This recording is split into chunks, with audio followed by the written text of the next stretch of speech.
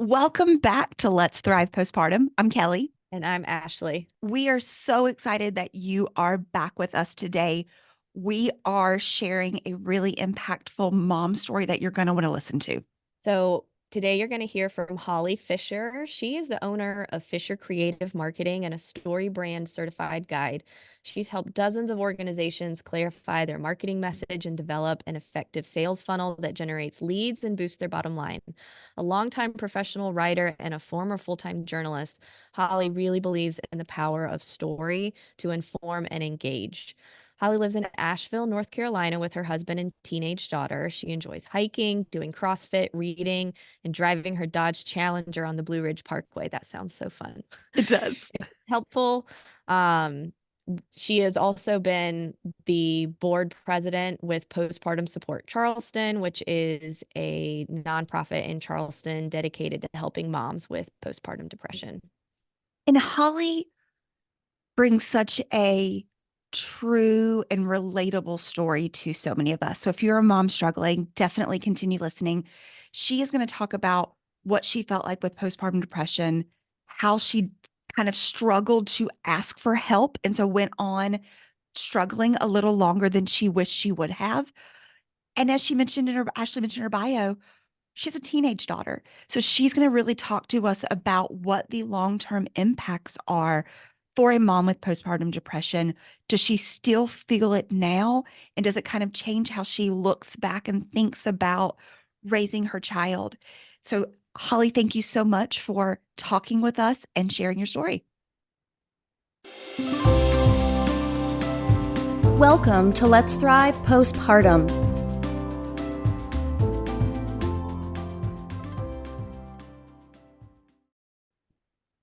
Holly, welcome to Let's Thrive Postpartum.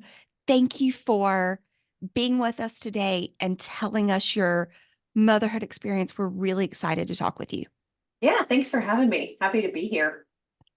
Well, Holly, before we get into your motherhood experience, if you had to describe what it was like in one or two words, how would you describe becoming a mom and this transition and this experience that you've been having? I think especially in the early days, certainly challenging. Yes. Great word. Challenging. Yeah. Yeah. Why would you say challenging? So much of it was just challenging in general, but just very unexpected, right? I mean, so many things, no matter what you try to do to prepare, or read or talk to people, it is just very difficult to be 100% prepared for that big change. Yeah. We hear that from a lot of moms, that Mhm. word unexpected. There's so many things that, and it's not possible, I guess, for somebody to know everything or hear, That's right. know exactly what to expect. But that is one of the big things with a lot of moms is like, I really wasn't expecting this, or I just had no idea. And that can sometimes contribute a lot to postpartum depression and anxiety, for Absolutely. sure. Yes. Yes. What did you have an older child now. Um, Going back and thinking about through like your pregnancy and childbirth experience, what was all of that like leading up to your postpartum experience? Sure. Yeah. My daughter's 16 now, so she just got her driver's license. So I'm Oh boy. I'm in That's like a whole another new, yeah, I'm in a whole new phase. still challenging. I'm Still sure that is challenging. still a Right. challenging part of motherhood. Exactly. Exactly. Whole new. But thinking back, right, to, 16 years ago, I was, I think I was like any first time mom when I was pregnant. I was excited and also a little terrified, right? Um, and really nervous, especially as I got closer, right? I was Mhm. really like, I was super nervous and I was struggling a little bit with like, oh my gosh, I hope I made the right decision, but here we are, right? And we can't go back now. Yeah. So I chalked a lot of that up to just, first time mom jitters. But then after having postpartum depression, I really then did wonder if some of that was developing even before I had her, right? So I think that that was a little bit challenging in the time leading up to her birth. And then I ended up having a C-section. She was upside down and not cooperating. So I had a pretty quick, it kind of went from like, oh, baby, and then like, oh, quick, all right, let's get you in Yeah. and do the C-section. So that also was a little unexpected, right? Wasn't really planning for that. Mhm. Means, longer stay in the hospital, all those things. And Mhm. so just that, all of that was a little bit chaotic, I think, too. Just that initial initial few days, honestly. Yeah. Yeah. So then you've had a C-section, you get sent home from the hospital, you've got your daughter. When did you start feeling like something may not be right? And what was that postpartum experience for you? Honestly, I was like still in the hospital. I was pretty much like, this something feels amiss. Okay. I felt really just not great, like almost day one. Yeah. And I had a lot of struggles trying to breastfeed. It was a Mhm. big challenge, really difficult. So that really added to a lot of the stress and anxiety. And I really had a hard time almost like day one. And then it just kind of compounded over the next, many months. So what was Yeah. that compounding feeling like? Or maybe I should ask, when did you realize I might need more support than just you thinking something felt off? Yeah, unfortunately, I sort of struggled along silently for a pretty long time. I just thought, well, I guess you just cry in the middle of the night, right? Is that just like it's what everybody must do? Yeah. Or, that's just the way it is, right? It just felt very much like, I guess this is just my life now. I was very sad, just very down feeling. Um, and I mean, I guess I should say there were moments, that were Yeah. happy, right? I think that's the thing that we kind of have to realize that there's sometimes this weird dichotomy, right? Of like we're like, oh great, the baby, and we have those happy little glimmers, Yes. right? Yeah. But really it's kind of those are more rare, I guess. Yeah. Yeah. We're sort of living under this cloud and then we have these little glimmers of sunshine, right? That's Yeah. kind of Mhm. Well, it's so like we'll ask like the questions a lot of times are like more often than not, or like how many times. And when you're thinking and you're realizing that like you are yes, feeling sad and you're tearful and you're crying like more often than you're absolutely. feeling those like more elevated and like happy feelings, that is like sometimes a sign that there's something else going on. Yeah, 100%. Yeah, I think that was definitely it. I mean, that was the sadness was kind of the norm, unfortunately, right? And that Mhm. was certainly how things went for me for several months. It was honestly, my daughter was born at the beginning of February, and it wasn't until probably that November that I actually, tried to get some help. So it was a good chunk of time. It's a long time. Yeah, Yeah. unfortunately. How did that state like for you? Did you, I guess, we hear from a lot of moms like you kind of are like maybe this is just how it is, or this is just what it's like for everyone. Was that state of that down low feeling vastly different than how you were before you had the baby? Mm, And was that like a marked shift for you where you were just like, oh my gosh, I can't believe maybe this is how it is, but I can't believe it's this different than how I used to feel? yeah, it was pretty dramatic. Yeah, Yeah. pretty dramatic. And really, I felt more just embarrassed, and Mhm. really, just really ashamed. I mean, I was pretty convinced that I was the only person that had ever felt Yeah. this bad. Yeah. And I Yeah. know that, now you can look back on that and go, oh yeah, that's how a lot of moms feel. And that's why it's so important that we talk about it, right? So that they know you actually aren't the only mom in the entire Yeah. universe that has felt this way. Oh. But Yeah. I was really convinced I was. And I think that's just part of it, right? You're kind of in this, you're just not in the proper mental Mhm. space. And Yeah. so it's very hard to think rationally, It right? is. So Hmm. you're just assuming that like, well, this is just, I am clearly the worst mom ever. And so I better just stay quiet about that. Yeah. Right. And we've heard Can't that let same, anybody know. That's yeah. right. Yeah, And we've that's heard it from Yeah. everybody. You feel just such a bad mom. Like you feel like it's on you somehow. And just like you said, you don't think rational, and it's not.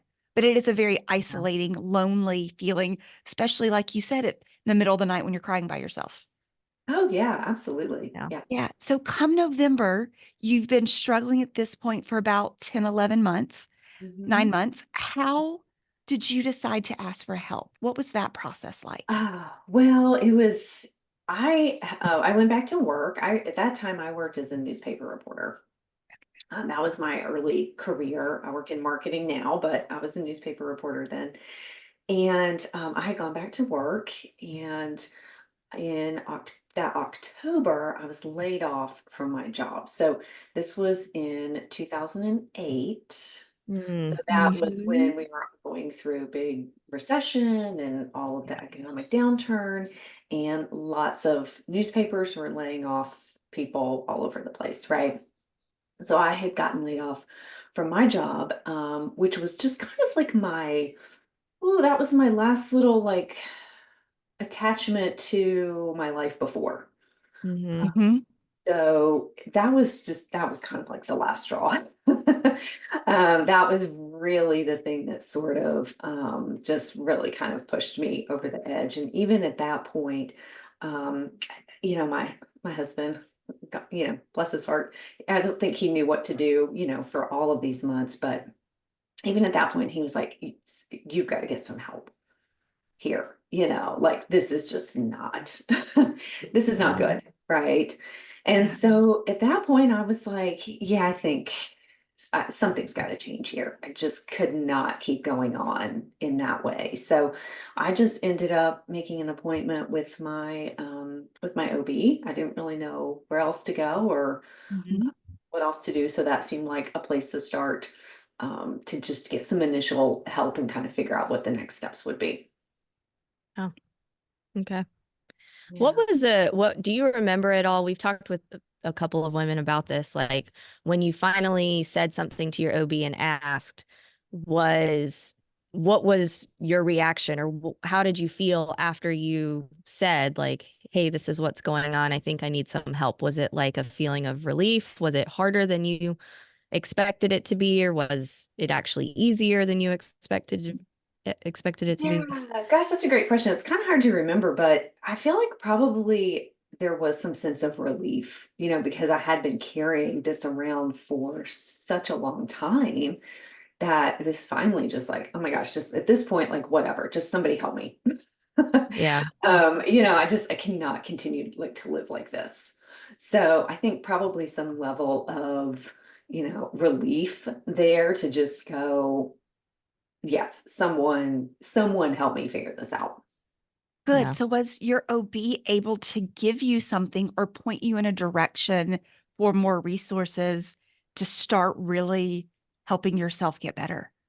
Yeah, so I she actually started me on an antidepressant Right. just like kind of immediately, Mhm. and then recommended that I see a psychiatrist who could then help with any additional medication, things like that that I needed. So it took a little bit. So I started on that antidepressant, which did start to help, and then it took probably, gosh, it probably took at least 2, maybe 3 months to actually find a psychiatrist who Mhm.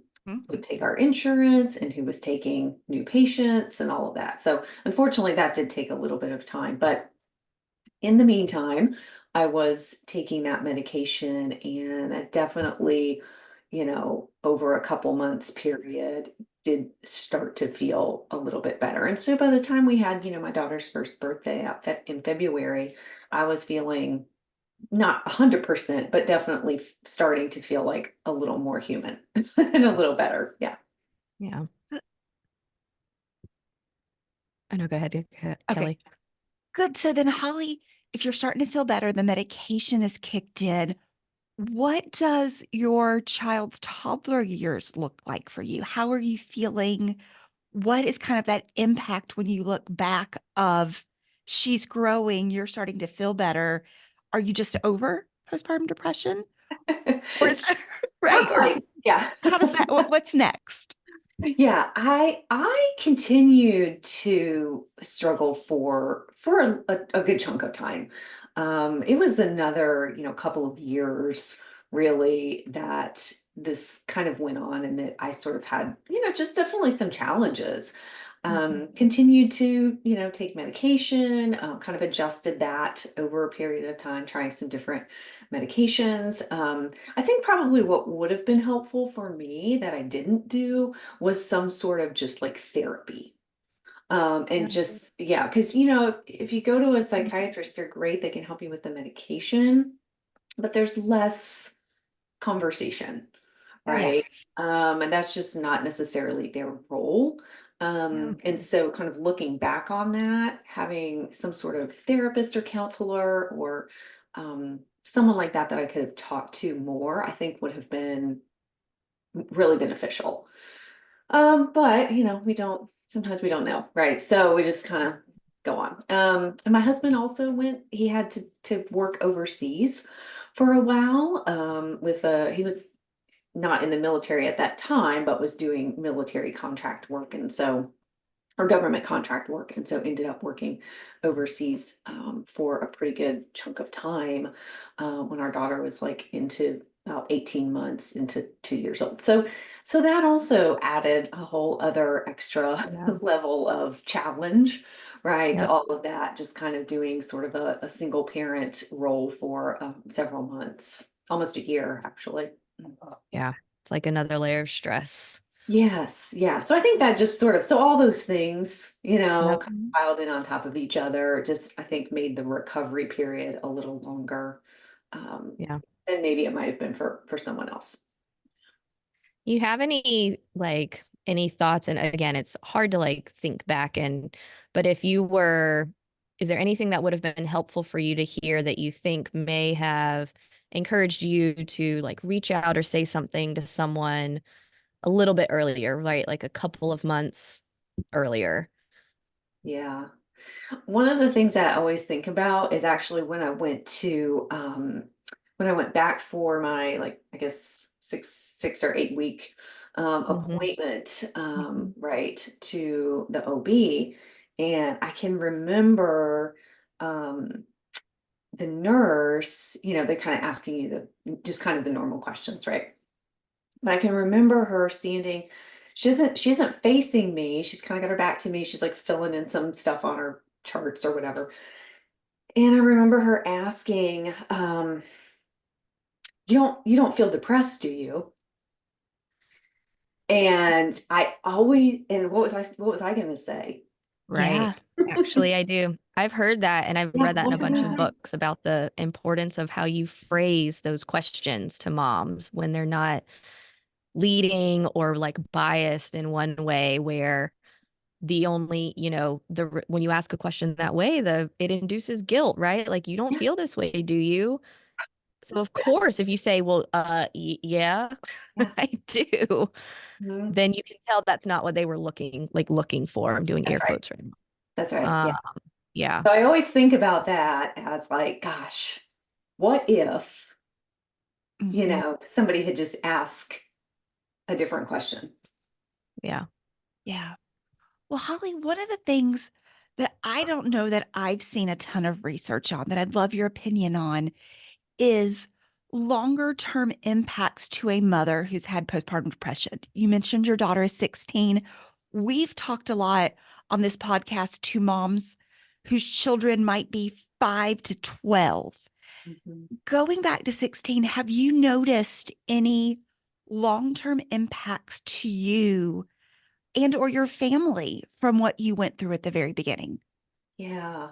Yeah, I'm with you. I'd love to see some more research or just kind of information on that because I do think we focus a lot on the early part, which Mhm. obviously we need to, but I do think there is some long-term implications there. I mean, I think it makes you very like always in the back of your mind if there's any challenge, anything that your kid is going through, it's like, oh no, this must be my fault from what Mhm. happened when Mm, she was 8 months old, 6 months old, Yeah. but like whatever, yeah, right? You Yeah. know, oh my gosh, this is, so there's this like added guilt, right? That we already had during the postpartum depression. And then I think it just kind of lingers, or at least for me, it's definitely lingered over the Mhm. years. Constantly just kind of thinking like, well, did I just mess this whole thing up from the beginning? You know? Yeah. Well, it's like an added layer. It kind of is a mhm, little anxiety inducing in a way because it just kind of stimulates a little overthinking. I can say that for myself too. Like I same. already am a chronic overthinker about everything, but I do reflect back a lot of the time and it's like, oh, well, did this, because this was difficult or because the bonding was hard at this one point, has that done something long term and that kind of thing? And it's hard, like being a therapist in the field and working with kids. Like, I know that there are certain things, bonding and attachment, and that can impact certain things. But I also know that there are so many other protective factors that Yes. come into play that when you're proactive and just a nice, typical, engaged, supportive parent, Yes. that's like a protective factor. And it's hard to ever know or quantify like what rebalances out scales and that kind of thing. um but it is hard because you constantly are kind of in that space of thinking and going back and replaying a bunch of things in your mind. Mhm. Yes. I mean, we have enough mom guilt, right, to kind of begin Hmm. with. And then then you add having gone through, postpartum depression or anxiety or something on top of that, and you're just like, oh my gosh, I'm just drowning in the mom guilt, right? Yeah. Right. And we talk a lot about the mom guilt and the shame at the very beginning when you feel like I'm the only one going through this.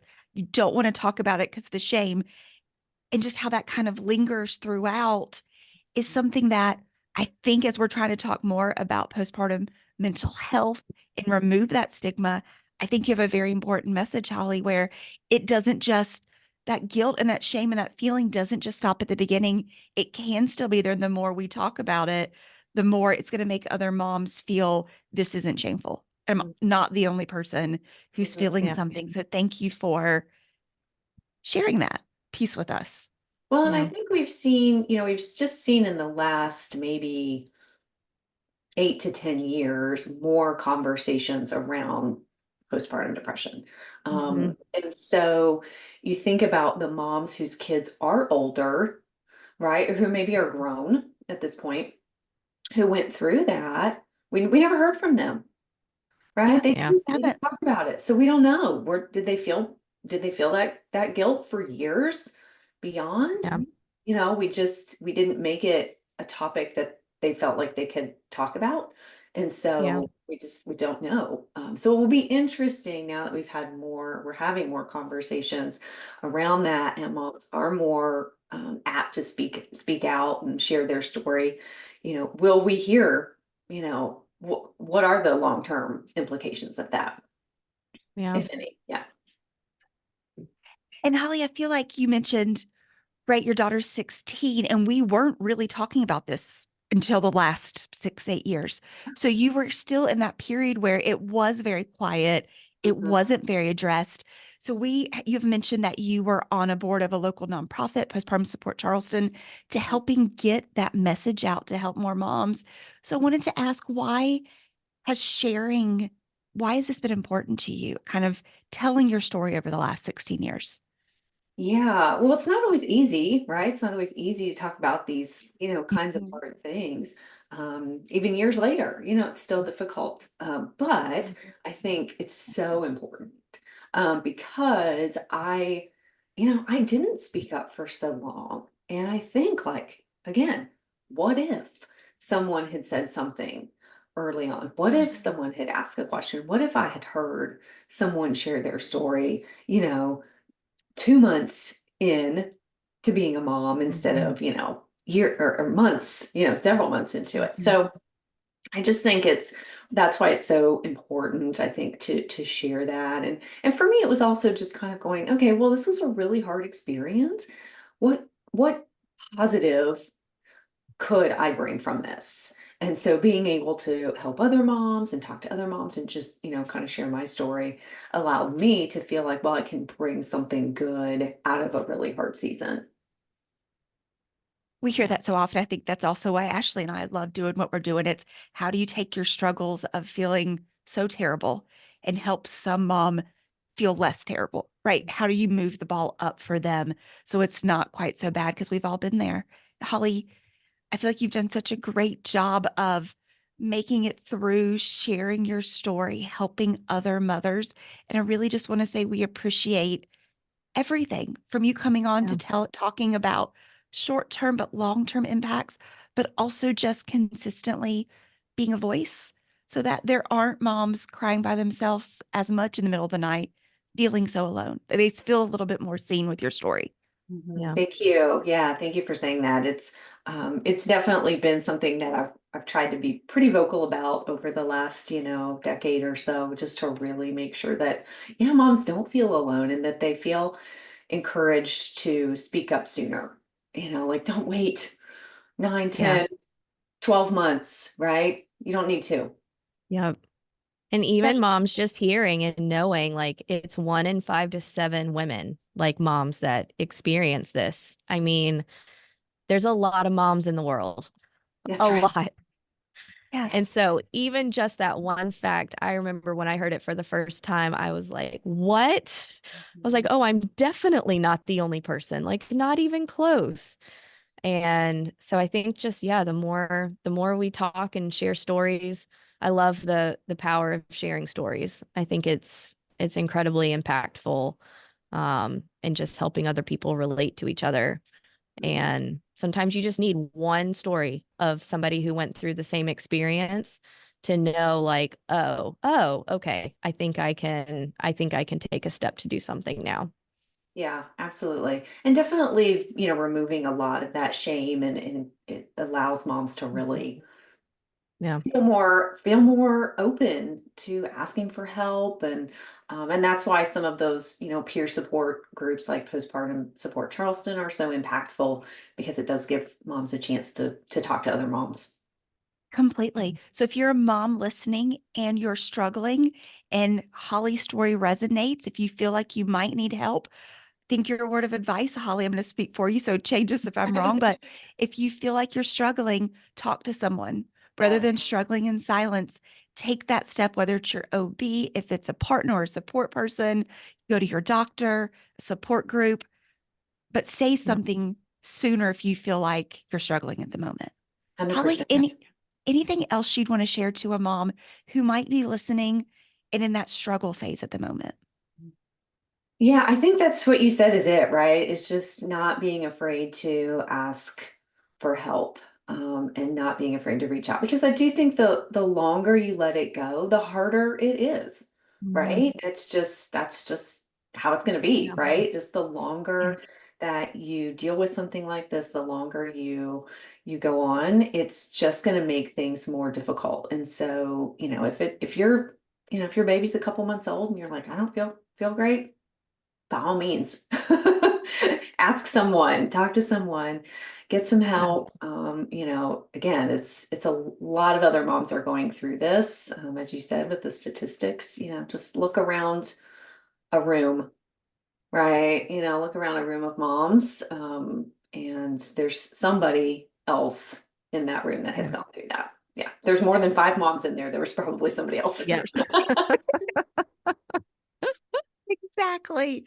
Holly, thank you so much for talking with us, for sharing Yes. your story, and for giving some good guidance, but also hope to everybody out there listening, including us, that it does get better. There is help. You're not alone in this. Yes. Yeah. Yes. Thanks for having me. Yeah, I'm happy to be here, and thanks for the good work that y'all are doing to bring some attention, more attention to this very important topic.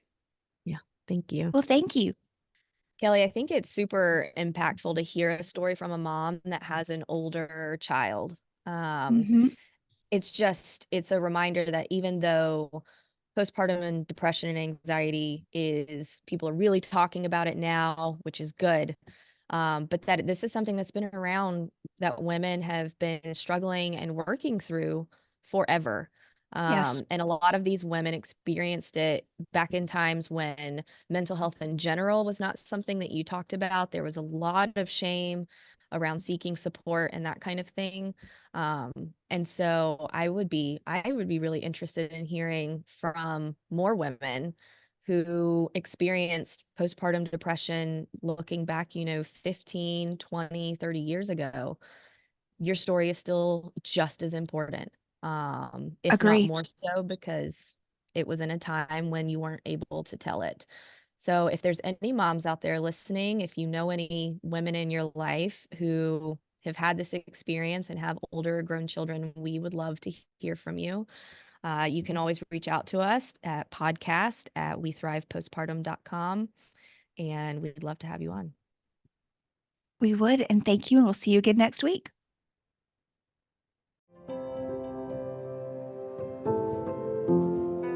If you enjoyed this episode and found it helpful, please be sure to hit subscribe, leave us your feedback, and give us a 5-star review. For even more support, visit us at wethrivepostpartum.com/podcast to sign up for our newsletter and learn more about our community. Remember, you are not alone. With support, you can feel better. Together, let's thrive postpartum.